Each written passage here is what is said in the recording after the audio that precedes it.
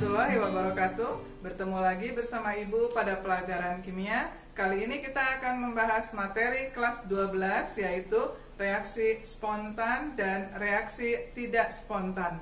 Sebelum belajar, tak lupa kita harus mengucapkan Bismillahirrahmanirrahim agar mendapatkan kemudahan dalam memahami materi kali ini. Reaksi redoks ternyata terbagi menjadi dua macam, yaitu reaksi spontan dan reaksi tidak spontan. Pengertian dari reaksi spontan itu adalah reaksi yang dapat langsung terjadi. Ini maksudnya tanpa bantuan adanya aliran arus listrik. Kemudian potensial sel atau disingkat dengan E-sel yang dihasilkan dari reaksi spontan itu bertanda positif. Jika bertanda positif berarti E reduksi lebih besar dari E oksidasi. Kemudian pada reaksi spontan ini akan dihasilkan endapan, lalu terjadi gelembung gas, terjadi perubahan warna, dan juga terjadi perubahan suhu. Dan yang terakhir, reaksi spontan itu dapat digunakan sebagai sumber arus listrik, misalnya dalam sel volta, lalu dalam baterai, dan dalam aki. Reaksi tidak spontan pengertiannya adalah reaksi yang tidak dapat langsung terjadi, tetapi menggunakan atau membutuhkan arus listrik. Misalnya pada reaksi elektrolisis itu harus ada arus listriknya. Besarnya potensial sel atau E-sel pada reaksi tidak spontan itu bertanda negatif. Jika negatif itu artinya adalah E reduksi lebih kecil dibanding E oksidasi. Reaksi tidak spontan ini banyak digunakan pada industri, misalnya pengolahan logam dan juga penyepuhan logam atau electroplating. Selanjutnya, untuk menentukan suatu reaksi berlangsung secara spontan atau tidak spontan, bisa digunakan suatu deret yang disebut deret volta. Deret volta ini merupakan susunan unsur-unsur berdasarkan kenaikan potensial elektrode standar atau lambangnya yang E0. Unsur H itu nanti sebagai patokan memiliki nilai E0-nya sama dengan 0. Semakin ke kanan, nilai E0-nya semakin besar, sehingga semakin mudah direduksi. Dan sifat oksidatornya semakin kuat.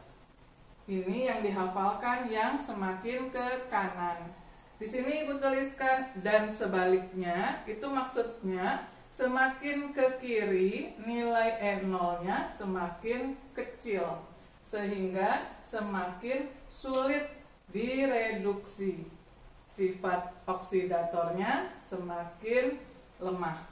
Jadi yang dihafalkan hanya salah satu saja yang semakin ke kanan.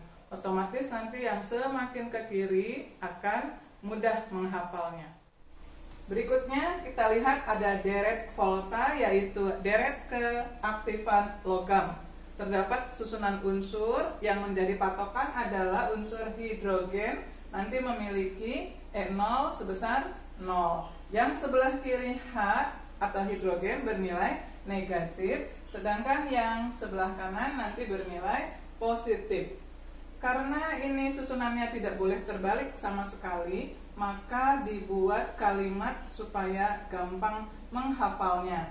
Dan karena ini sangat panjang, maka cara menghafalkannya dibagi menjadi 3. Dari Li berhenti sampai H2O, lalu nanti dari Zn sampai H, dan terakhir Sb sampai Au. Kita mulai dari yang pertama. Ini cara menghafalkannya. Lihat ke bawah candi, nampak Mang Ali minum air. Jadi dari unsur-unsur ini kita ulangi. Lihat ke bawah candi, nampak Mang Ali minum air H2O. Dan juga kita harus tahu nama-nama Unsurnya ini adalah litium, kalium, barium, kalsium, natrium, magnesium, aluminium, dan mangan. H2O adalah air. Kemudian yang hafalan kedua mulai dari Zn sampai H. Berarti kita menghafalkannya, cari kalimat yang gampang. Zn itu adalah pakai nama pemain bola. Zidane cari pemain cadangan, coba nikah sama pembantu Hani. Jadi sesuai unsur-unsurnya ini Zidane cari, ini dibuat pemain cadangan, coba nikah sama pembantu Hani. Dan kita harus tahu juga nama-nama logamnya.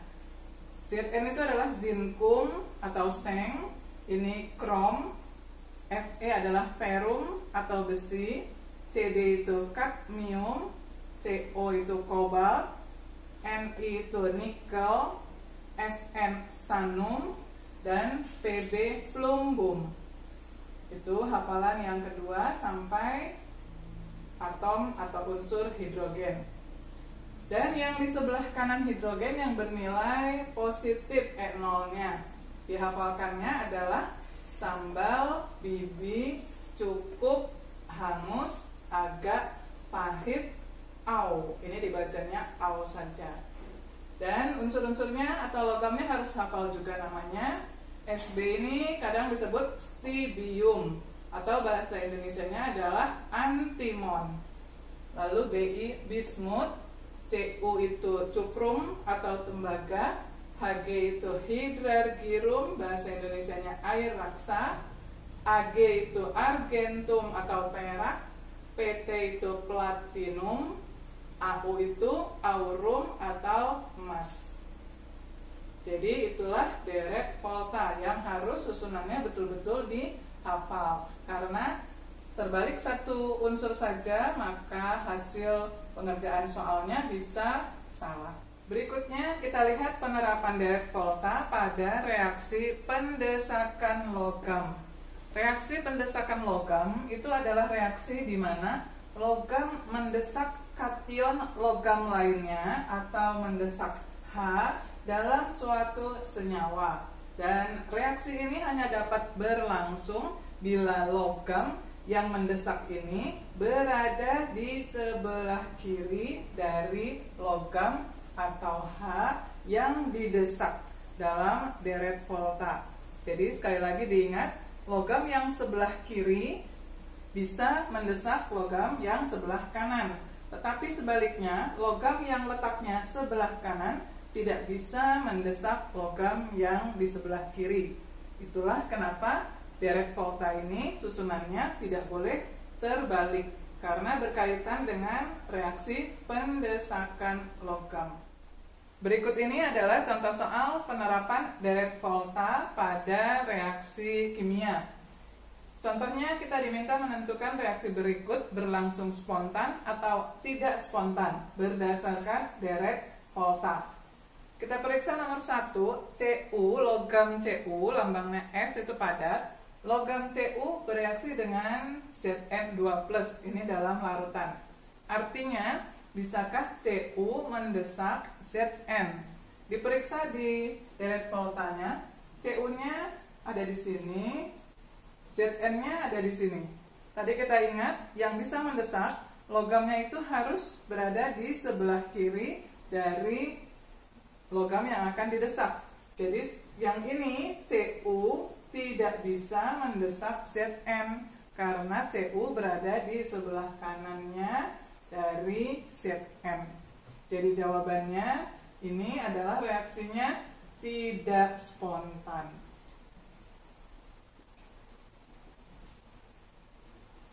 Kemudian reaksi yang kedua kita periksa Zn, logam Zn ditambah Cu2+ dalam larutan. Bisakah mendesak logam Zn mendesak Cu? Zn-nya ada di sini, Cu-nya ada di sebelah kanannya. Maka ini berarti Zn ada di sebelah kiri dan Cu di sebelah kanannya. berarti bisa mendesak. Karena syaratnya mendesak, logam yang mendesak harus berada di sebelah kiri dibanding logam yang akan didesak. Jadi ini kesimpulannya adalah reaksi spontan. Reaksi yang ketiga kita periksa antara Fe, logam Fe dengan Zn2+. Ini dalam larutan. Fe kita cari, Fe-nya ada di sini dan Zn-nya ada di sini.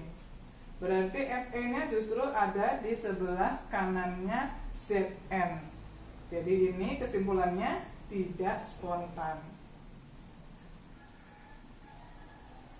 Jadi diingat lagi, yang bisa mendesak itu logamnya harus berada di sebelah kirinya.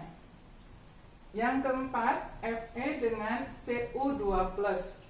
Fe ada di sini, Cu-nya ada di sebelah kanan. Pasti ini jawabannya adalah reaksi spontan.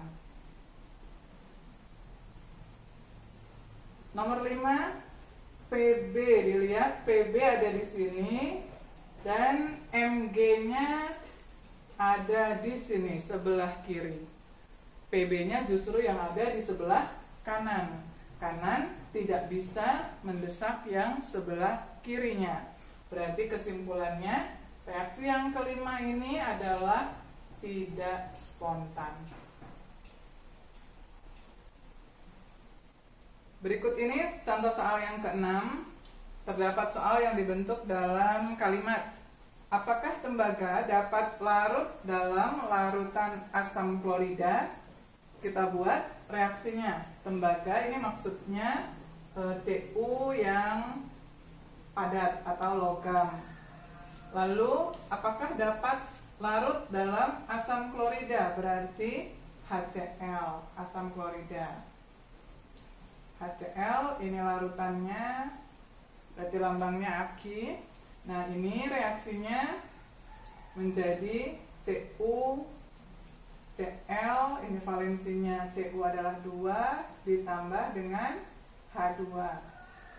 Maka koefisien reaksinya nanti disamakan di sini menjadi angka 2. Kita periksa apakah bisa berlangsung atau tidak. Cu-nya ada di sebelah kanan dibanding dengan H+. HCl itu nanti adalah H+ dan Cl-. Berarti ini masuknya ke H. Apakah Cu bisa mendesak H+? Cu-nya berada di sebelah kanan dari H, maka reaksi ini jawabannya adalah tidak spontan. Kenapa tidak spontan? Karena Cu-nya berada di sebelah kanan dibanding dengan H-nya. Demikianlah pembahasan reaksi spontan dan tidak spontan yang diperiksa dengan menggunakan deret volta telah selesai kita bahas.